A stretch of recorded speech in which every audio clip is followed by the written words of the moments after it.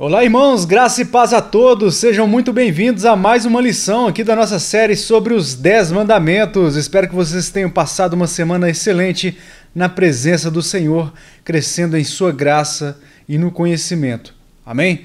Hoje nós estamos aqui para dar continuidade ao terceiro mandamento, estamos em Êxodo capítulo 20, versículo 7. Sem perda de tempo, mais uma vez eu sempre gosto de dizer, se você clicou aleatoriamente neste vídeo, vá até a playlist. O link está aqui na descrição do vídeo e acompanhe conosco este estudo desde a primeira lição. Êxodo capítulo 20, versículo 7. Acompanhe comigo o texto. Não tomarás o nome do Senhor teu Deus em vão, porque o Senhor não terá por inocente o que tomar o seu nome em vão. Vamos ao Senhor em oração. Senhor meu Deus, amado, querido e poderoso Pai, Criador do céu, da terra e deste imenso universo. Em o nome do Teu Filho amado, Senhor Jesus Cristo, eu me achego a Ti em oração, pedindo, Pai, que, primeiramente, eu aplique este ensinamento à minha vida, ao meu coração, à minha mente, e que o Senhor me dê força, me conceda graça para guardar a Tua palavra, por amor do Teu nome, por amor do Teu Filho que primeiro nos amou. E agora, por gratidão, para Te honrar, nós queremos Te obedecer. Queremos ser conformados à imagem e semelhança do Senhor Jesus Cristo e guardar os Teus mandamentos, por amor do Teu nome. Pois pela graça o Senhor nos salvou, pelo Teu sangue o Senhor nos comprou. E eu também oro, Pai, para que o Senhor me ajude a passar a Tua palavra, a verdade, para cada irmão e irmã que irá acompanhar essa lição comigo. Abra os ouvidos, o coração, Pai, para que eles recebam a boa semente e que essa semente possa gerar frutos na vida deles. Que cada um de nós, que a gente possa crescer no temor do Senhor. Ó Deus, como nós precisamos temer o Teu nome. Como nós precisamos temer o Senhor, a Tua palavra, tremer diante dela. Então, manifeste-se aqui, Espírito Santo. Manifeste-se aqui e nos ajude a compreender a Tua sabedoria, a discernir a Tua lei moral, que é tão importante para a nossa jornada. Nós oramos em nome de Cristo. Te louvamos. Amém. Pois bem, esse é um dos mandamentos entre os 10 que a nossa cultura moderna é perita ou perito em quebrar. Não tomarás o nome do Senhor teu Deus em vão. Estamos aqui como introdução, hoje a parte 2 da introdução, porque o Senhor não terá por inocente o que tomar o seu nome em vão. Como vimos na última lição, a primeira a respeito do terceiro mandamento, o uso trivial do nome de Deus se tornou algo comum na sociedade moderna. Seja, obviamente, entre os ímpios, incrédulos e etc., e até mesmo entre muitos religiosos, entre muitos daqueles que professam o cristianismo, o nome de Deus, o nosso Senhor Jesus Cristo. Ou seja, nós usamos o nome de Deus, a pessoa de Deus em vão, e não tememos mais a sua santa ira, a sua indignação com a desobediência, com a rebeldia, com a injustiça. Pois a palavra de Deus diz que aquele que crer no Filho terá a vida eterna, mas aquele que não crê, a ira de Deus permanece sobre ele. E se eu não tenho demonstrado, não para ser salvo, mas se eu não tenho demonstrado com as minhas obras que eu sou salvo, eu preciso repensar minha conversão. Eu não estou falando de perfeição, eu estou falando de uma luta constante contra o pecado, uma luta para memorizar as Escrituras, para guardar os mandamentos de Deus, porque aquele que ama o Senhor Jesus Cristo é aquele que guarda os seus mandamentos. Aquele que guarda os seus mandamentos é aquele que o ama. Repito, mais uma vez, não para ser salvo, mas por amor, por zelo, por amar a justiça, por ter fome e sede de justiça, que é a palavra de Deus, em sua excelência, em sua plenitude, em correção. Portanto, a lei moral de Deus é muito importante para caminharmos em retidão nesta jornada, nesta peregrinação que nós estamos fazendo em nossas vidas, que, diga-se de passagem, é um tanto breve e um tanto corrida. Então tornou-se comum para nós usarmos. Quando eu digo nós, eu estou falando da nossa geração contemporânea, a cultura contemporânea. Se tornou comum usar o nome do Senhor em vão, de forma irreverente, de forma que não há o mínimo temor possível. Como eu sempre gosto de usar, é uma espécie de ateísmo prático. Isso eu estou falando entre aqueles que professam a religião, o cristianismo. É um ateísmo prático, pois são pessoas que não se dizem, não se intitulam ateus, incrédulas, mas agem como se fossem, ok? Então se tornou comum, é normal. Já pensou, já parou para pensar? Eu me lembro quando a gente era criança, na escola, o primeiro dia de aula, todo mundo, eu tinha um propósito na minha vida, um menino que era muito bagunceiro, né, igual eu era, que a minha mãe tinha aqui na secretaria toda semana. O propósito de início de ano na escola era o seguinte: não vou fazer bagunça. Primeiro dia, não está enturmado. No segundo dia já quebrou o gelo. Muitas vezes no mesmo dia à tarde, assim, no último horário, já tinha quebrado o gelo. Ou seja, com uma semana de aula, já tinha virado novamente um verdadeiro depravado dentro da sala de aula.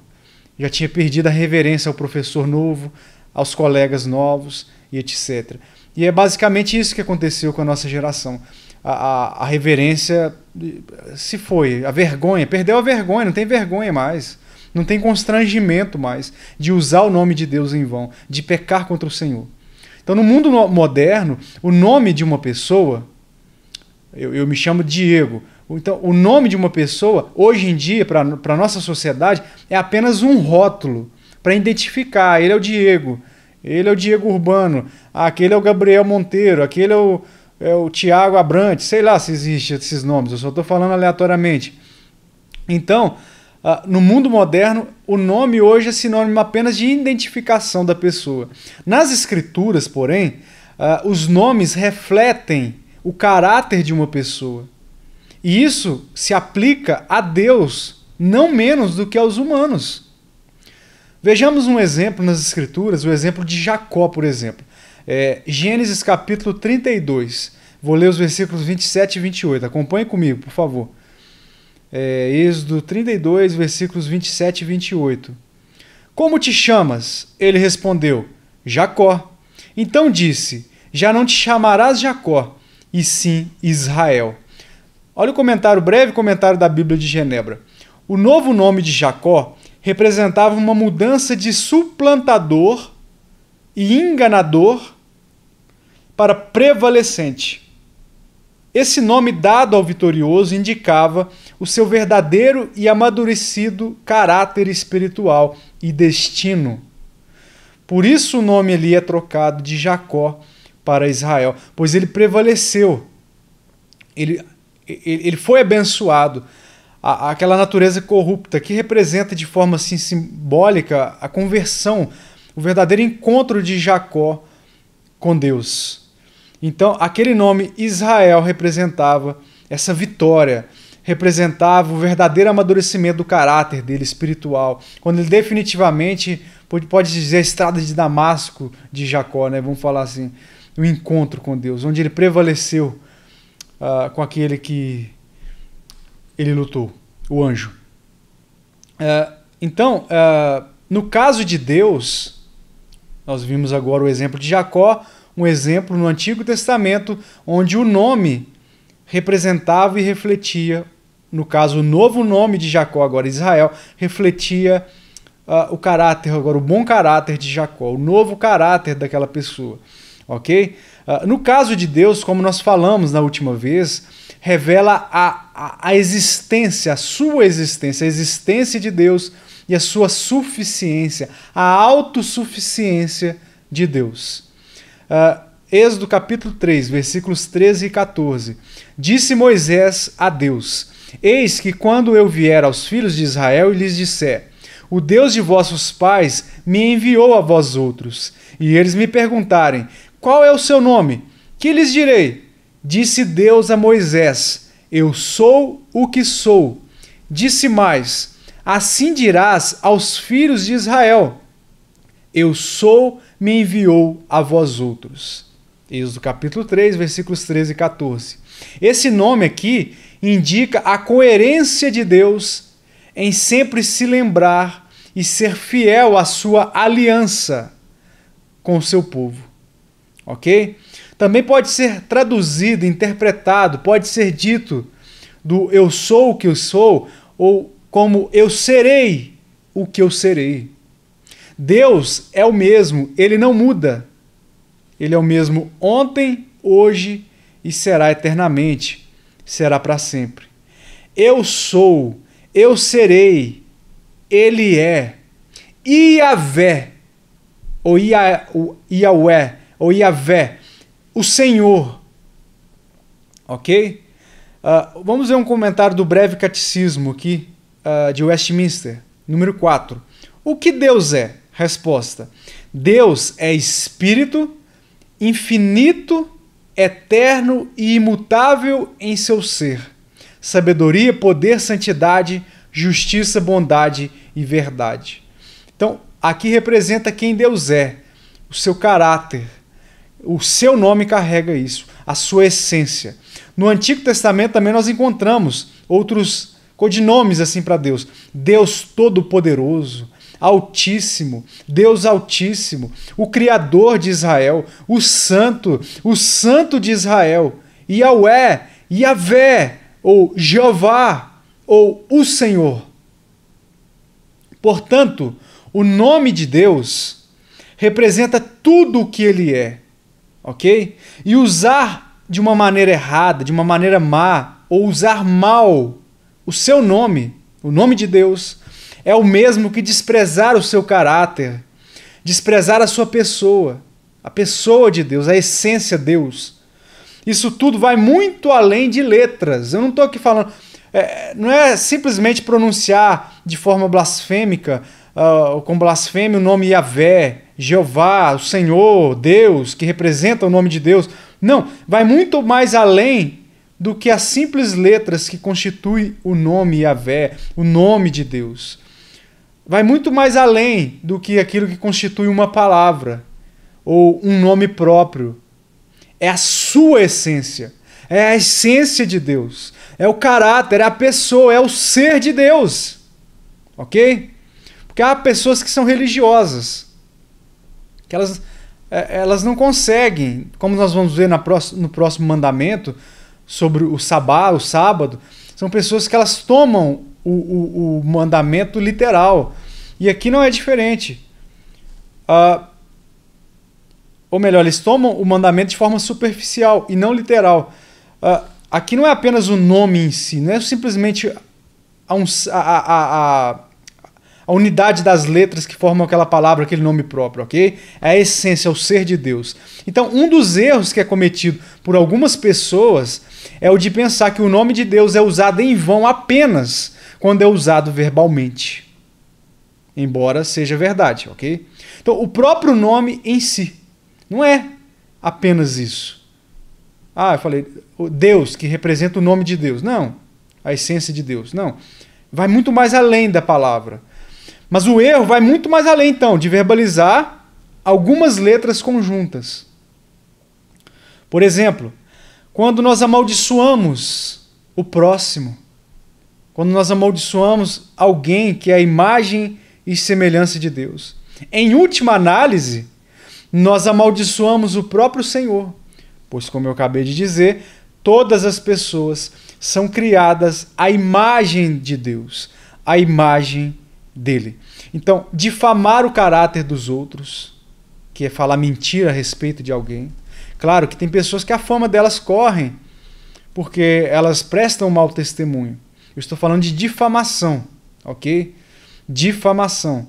Difamar o caráter dos outros, ou seja, inventar mentiras, inverdades sobre alguém, espalhar boatos sobre uma pessoa, fazer fofoca, Tudo isso são formas menores de blasfêmia contra Deus e o seu nome. E até quando alguém for a pessoa mais ordinária que existir, a gente tem que ter cuidado ao falar a respeito da situação daquela pessoa. Primeiro tem que saber, ela foi repreendida em particular? Se é um membro da igreja, já foi levado até a assembleia, os presbíteros? Então, antes de difamar alguém, ou melhor, antes de falar do pecado de alguém, nós precisamos ter muito cuidado, ok? Muito cuidado, para que a gente não peque contra o próprio Deus. E como nós somos propensos a isso, na nossa justiça própria, de cometermos esse tipo de erro, ok? Então nós ofendemos a Deus, pois estamos ofendendo pessoas que foram criadas à sua imagem. Estamos difamando o caráter dessas pessoas, o caráter de Deus. Embora essas pessoas sejam pecadoras, muitas delas mortas em pecados e em delitos, elas ainda trazem em si, no corpo delas, a imagem de Deus, ok? Por isso, então, é muito importante nós pensarmos, meditarmos, respirarmos fundo antes de falarmos qualquer coisa, principalmente em momentos que a gente está sob pressão, momentos de raiva, quando algo deu errado. A gente precisa medir as nossas palavras. Precisamos, se for preciso, nos trancar num lugar, orar a Deus, pedir ajuda ao Espírito Santo para trazer mansidão ao nosso coração, domínio próprio à nossa língua, à nossa mente, para nos ajudar a refrear a nossa língua, para não pecarmos contra o Senhor. Davi orou, quando ele orou lá no Salmo 51, contra ti, Senhor, pequei, somente contra ti pequei. Ele havia cometido adultério, ele havia cometido homicídio, havia cometido mentiras e mais mentiras, e ele está dizendo, somente contra ti pequei. Ele não está dizendo que ele não pecou contra os irmãos, porque quando ele pecou contra Batseba, adulterando com ela, quando ele pecou contra o marido dela, mandando matá-lo, quando ele mentiu, tentando ocultar o seu pecado, ele pecou contra essas pessoas, sim.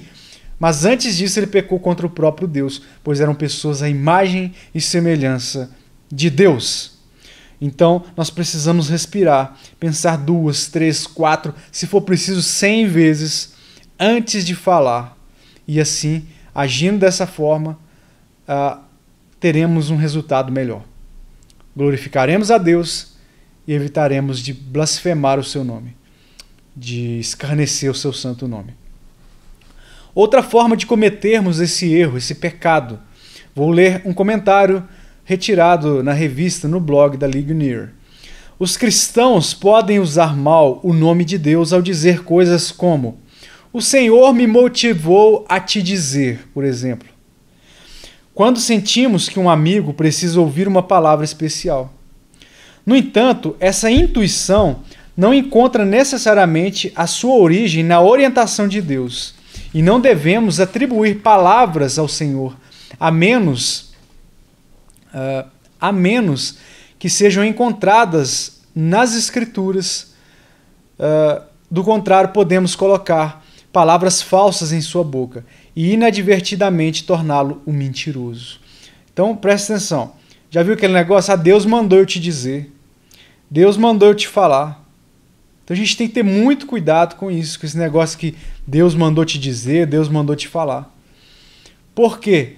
Podemos estar usando o nome de Deus em vão com esse negócio. Já viu aquele negócio? Deus mandou te falar, Deus me revelou e mandou te falar. Deus fala através da sua palavra, irmãos, e dentro de um contexto, dentro de uma hermenêutica saudável, e não que Deus mandou falar. Ok? Então, cuidado com esse negócio. Deus mandou te dizer, ok? Tenha muito cuidado com essas coisas. Vejamos algumas passagens bíblicas também sobre a importância de refrear a língua. Seja de falar mal dos outros, seja que esse negócio de usar o nome de Deus em vão. Deus mandou te dizer, Deus mandou isso. Tudo isso está ferindo o terceiro mandamento. Quando eu tiro um texto das Escrituras fora do seu contexto, eu estou usando o nome de Deus em vão. Quando eu faço brincadeiras com a palavra de Deus, igual outro dia eu vi uma pessoa brincando, não, a palavra de Deus diz, ide comprar sem dinheiro, então vamos gastar. Usando o nome de Deus em vão, a palavra do Senhor em vão. tirando do contexto, e mesmo que seja por brincadeira. Nós precisamos temer o Senhor e a sua palavra. Isso não é uma brincadeira. Isso não é o seu coleguinha da escola que você brinca de lutinha com ele. É a palavra de Deus. É o Deus vivo. Aquele que as Escrituras dizem que o seu Filho glorificado tem olhos como chamas de fogo, que é capaz de discernir, de sondar cada pensamento, cada intenção do nosso coração. Isso não é uma brincadeira. Então hoje, essa parte 2 da introdução ao terceiro mandamento é para fazermos uma reflexão. Quais atitudes nós temos tido com a nossa boca ao usarmos o nome do Senhor? Temos temido o nome de Deus ou temos usado o nome do Senhor como qualquer outra palavra, como um palavrão? Entende? Então cuidado com esse negócio. Então vamos ver algumas passagens bíblicas agora sobre a importância de refrear a língua. Deuteronômio capítulo 5, versículo 11. Não tomarás o nome do Senhor, teu Deus, em vão, porque o Senhor não terá por inocente o que tomar o seu nome em vão. É o mesmo mandamento que a gente está estudando. Êxodo capítulo 20, versículo 7. Provérbios 21, 23. O que guarda a boca e a língua, guarda a sua alma das angústias, ou seja, de afrontas, dos problemas e até mesmo de juízo divino. Provérbios 26, 28. A língua falsa aborrece a quem feriu, e a boca lisonjeira é causa de ruína, a bajulação também. Precisamos nos fugir disso, de bajular, lisonja. Isso tudo é pecado e fere o terceiro mandamento. Tiago, capítulo 1, versículo 26. Se alguém supõe ser religioso, se alguém confessa ser um religioso, se alguém é um religioso em si, deixando de refrear a língua, antes enganando o próprio coração, a sua religião é vã. Todo aquele ritual, todo aquele... Sabe aquela coisa que você faz? Você vai na igreja, você faz até obra de caridade. Tudo isso é vão porque você não refreia sua língua. Vamos para mais um comentário do blog da Ligonier. Costuma-se dizer que a maneira como falamos sobre Deus na conversa do dia a dia é mais reveladora do que pensamos sobre Ele do que qualquer outra coisa. Vou ler de novo. Costuma-se dizer que a maneira como falamos sobre Deus na conversa do dia a dia é mais reveladora do que pensamos sobre Ele, Deus, do que qualquer outra coisa. Como nós falamos, como nós nos referimos a Deus, a Sua palavra, como lidamos com as Escrituras. E eu não quero ser místico aqui em relação a um livro com folhas, com papel. Eu estou falando da palavra, a essência. Vamos nos apegar à essência. Eu não estou sendo como esses religiosos fanáticos, que pegam o nome e as letras em conjunto, que é o nome próprio, e acham que é só isso.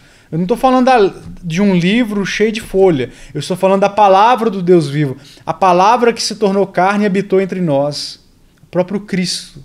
Nós precisamos temer. Então a maneira como nós lidamos com essa palavra, com este livro, com as Escrituras, revela mais do que pensamos sobre ele do que qualquer outra coisa.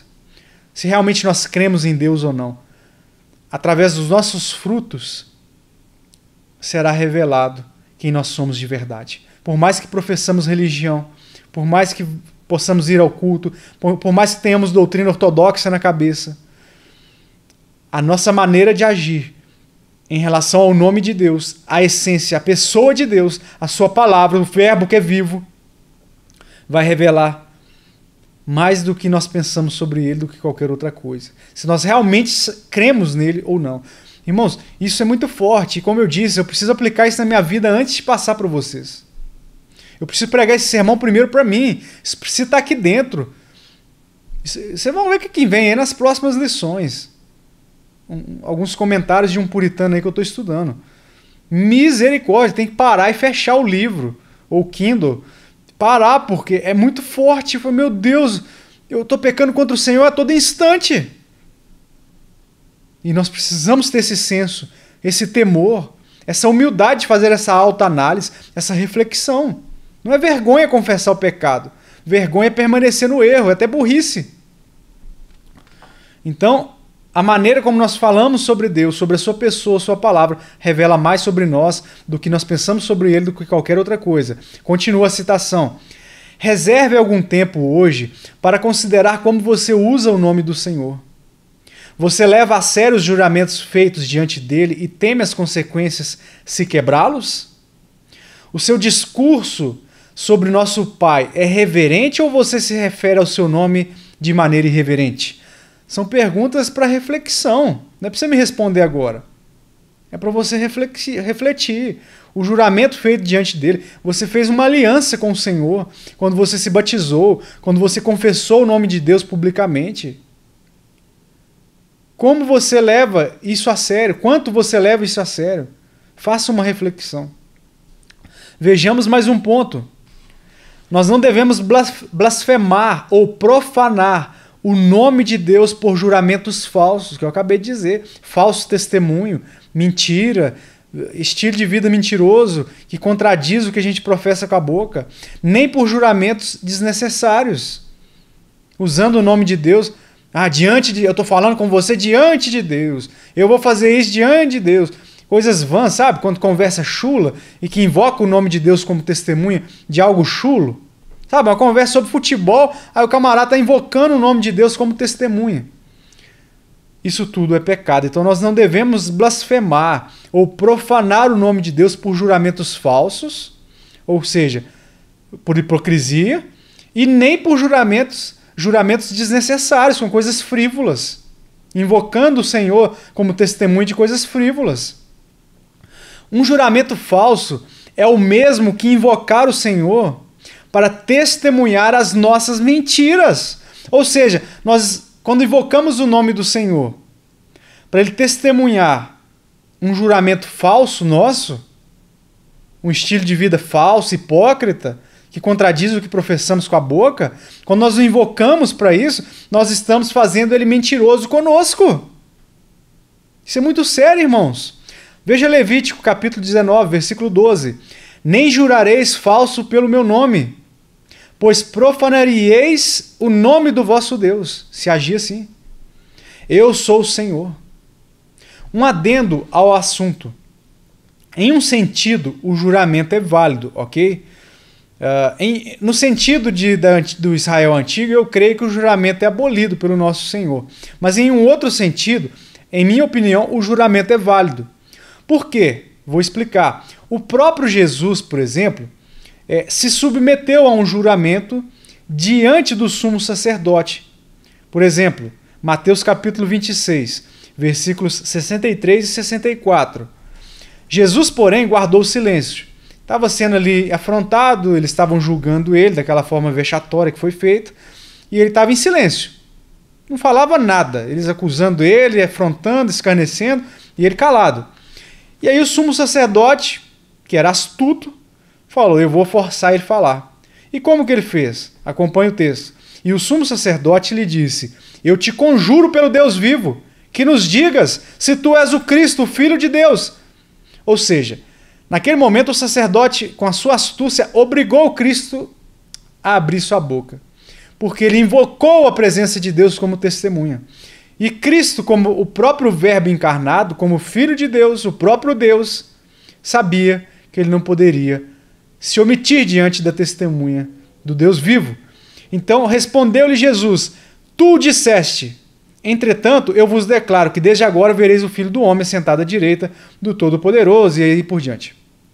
Ou seja, Jesus se sujeitou à invocação que o sacerdote fez ao Senhor como testemunha, ao juramento do sacerdote ali. Aí você fala, mas ali ainda é o Antigo Testamento, porque Cristo ainda não tinha morrido, ainda não tinha ressuscitado, ele só estava cumprindo a lei, Diego.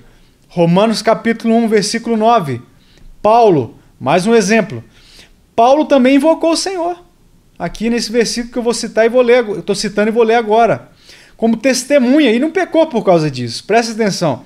Porque Deus, a quem sirvo em meu espírito, no evangelho de seu Filho, é minha testemunha de como incessantemente faço menção de vós nas orações e assim por diante. Como ele estava expressando ali o desejo dele de ir ter com a igreja de Roma, de ir até Roma. E ele está falando, Deus é minha testemunha. Ele está invocando o nome de Deus na carta aos romanos para comprovar a veracidade das suas palavras. Não era uma lisonja de Paulo só para agradar os romanos. Ah, eu queria tanto estar aí. Já viu aquela pessoa que ela fala algo só para agradar o ouvinte? Por exemplo, poxa, se eu pudesse eu ia ir, mas é só da boca para fora. Ela não quer ir lá, porque se ela pudesse ela tinha dado um jeito de ir. Paulo realmente ele não podia naquele momento ir até Roma. Mas ele estava buscando a ocasião em oração na presença de Deus. E ele invoca o nome de Deus como testemunha. Então ele usa como um juramento o nome do Senhor.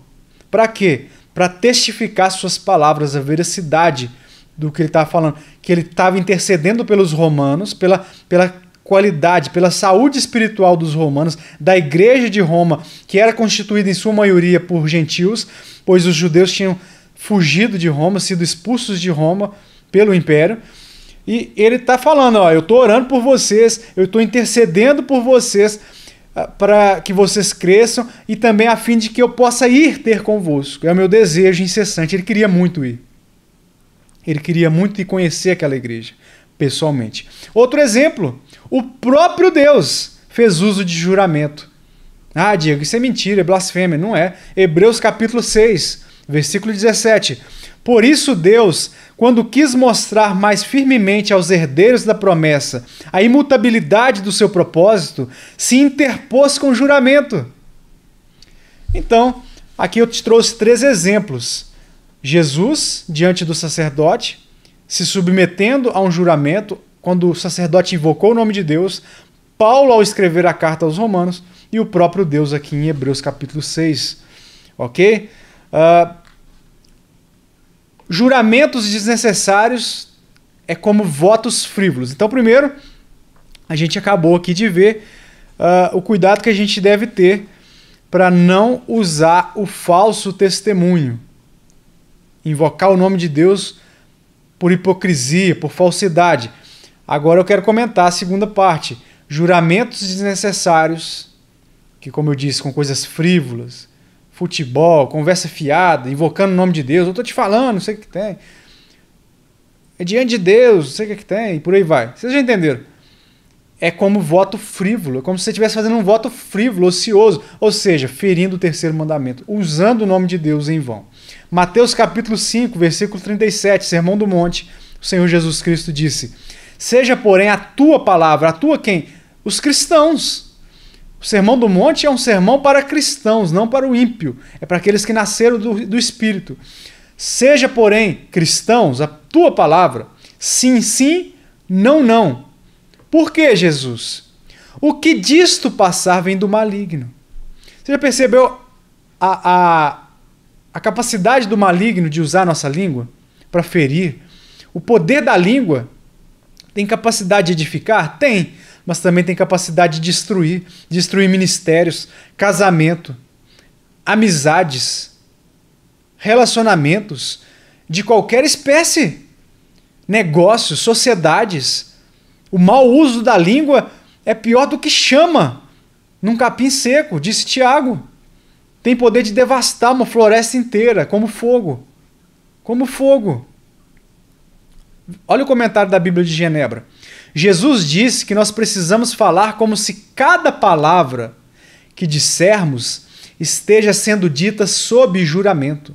Então não importa, nós temos que agir como se tudo o que estivéssemos falando estivesse sob juramento. Eu não preciso jurar, eu preciso falar como se estivesse sob juramento, pois a palavra do crente é sim, sim, não, não. Não tem esse negócio de meia palavra, porque o que passar disso vem do maligno, pois é o maligno que influencia, como influenciou Pedro. Pedro foi usado por Deus e Jesus elogia ele.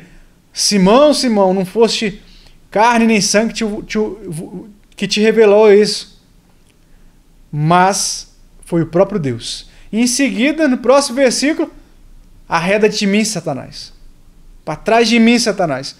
Não, Senhor, não vai te suceder isso não. Jesus falando que seria crucificado, morto, etc. Não, Senhor, poupa-te a ti mesmo. Para trás de mim, Satanás. Então olha a capacidade de Satanás e dos seus demônios de influenciar cada um de nós e usar a nossa própria língua.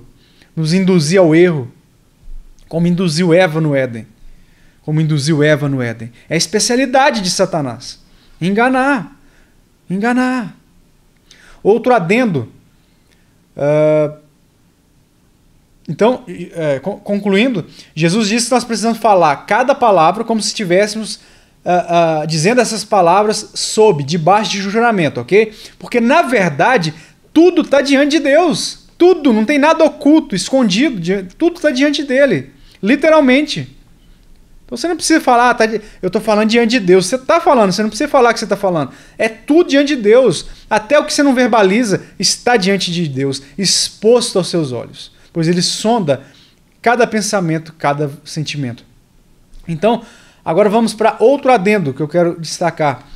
Quando nós fazemos votos por qualquer outra coisa ou outro meio que não seja Deus, nós estamos constituindo algo como o padrão da verdade no lugar de Deus.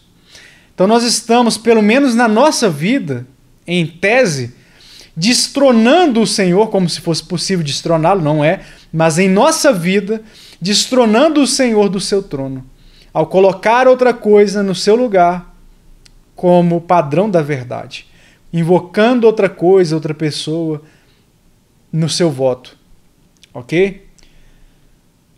Então somente o Senhor pode sondar o nosso coração e testemunhar a verdade. Nem os santos, Maria, etc, etc. Ninguém mais tem esse poder.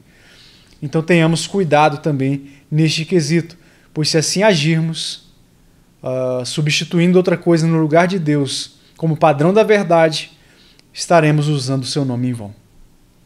Outra maneira de usarmos o nome de Deus em vão é quando fazemos uma promessa a Deus e a quebramos.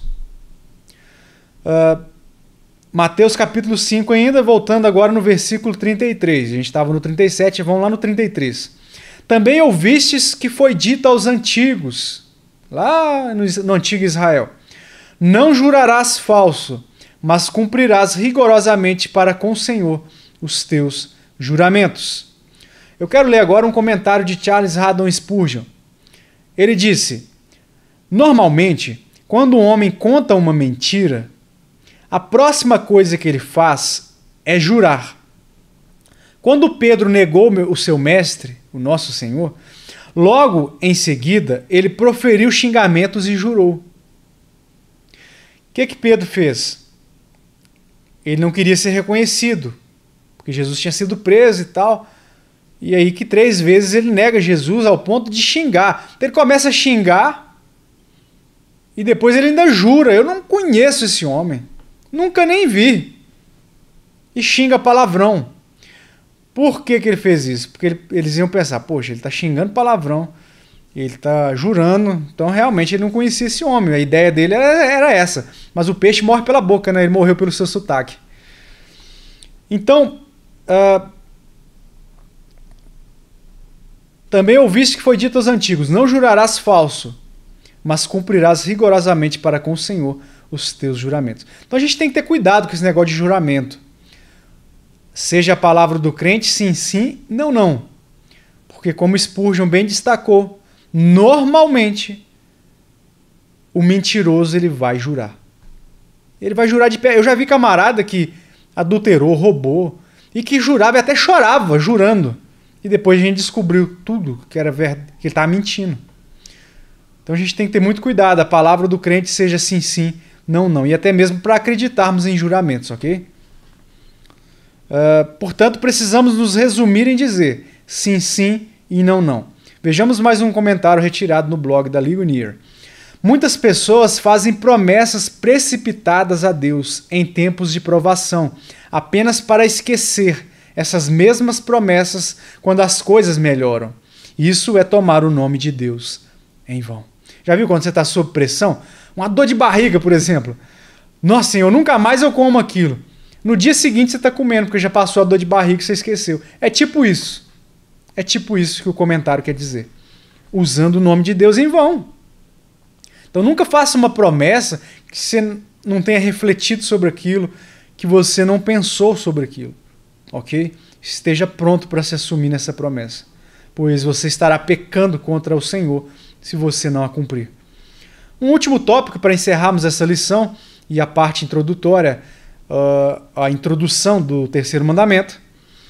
Não devemos tomar parte em pecados tão horríveis, ficando calados quando os ouvimos. Por exemplo, Levítico capítulo 5, versículo 1, diz o seguinte: quando alguém pecar nisto, tendo ouvido a voz da imprecação, sendo testemunha de um fato, por ter visto ou sabido, e contudo, todavia, não o revelar, levará a sua iniquidade. Ou seja, por exemplo, você está retendo provas. Você tem provas que aquele crime foi cometido por tal pessoa e você oculta as provas. Você sabe alguém onde um foragido da justiça está escondido e você não conta. Você sabe daquela pessoa que está pecando deliberadamente e você não chega naquela pessoa para repreendê-la. Ou você não leva até o concílio da igreja, para o concílio, para os presbíteros estarem à parte daquilo e resolverem. Você não toma partido, você simplesmente larga para lá, por autopreservação, para não se indispor. E a palavra de Deus diz que você levará a sua iniquidade. Levará a sua iniquidade. Provérbios 29, 24.